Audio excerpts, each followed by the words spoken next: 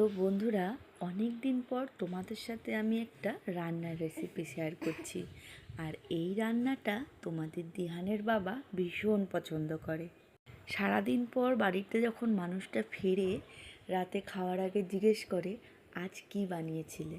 কারণ ওই দুপুরে আমরা যা ভালো কিছু রান্না করি সেটা তার জন্য রেখে দেওয়া হয়।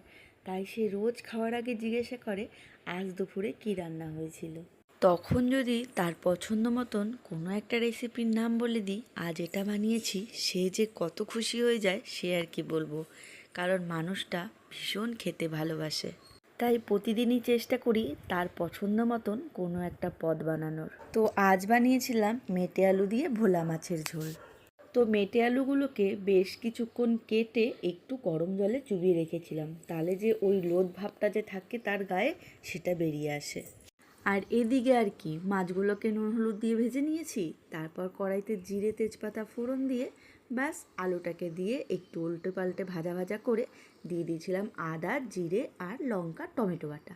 ব্যাস নুন হলুদ দিয়ে ভালো করে মশলাটাকে কষিয়ে দিয়ে দিয়েছিলাম গরম জল। আর জলটা যখন ফুটে গেল দিয়েছিলাম ভেজে রাখা ধনে জিরের গুঁড়ো। আর এটা কিন্তু আমরা বেশিরভাগ রান্নাতে ইউজ করে থাকি। তারপরে আর কি, সব যখন সেদ্ধ হয়ে গেল আলুগুলো আর ঝোলটা ভালো করে ফুটে গেল, মাছ ভাজাগুলো দিয়ে দিলাম। এবার সব নাড়াচাড়া দিয়ে একটু হালকা ঝোল রেখে ওপর দিয়ে ধনেপাতা ছিটিয়ে দিলাম। আমার কিন্তু মাছের ঝোল একদম তৈরি হয়ে গেছে। আর এই মাছের ঝোলে আমি কিন্তু একটু বেশিই ঝোল রেখেছি, কারণ কিছুক্ষণ পর এই আলুগুলো সব ঝোলগুলো খেয়ে নেবে। বাই বাই বন্ধুরা।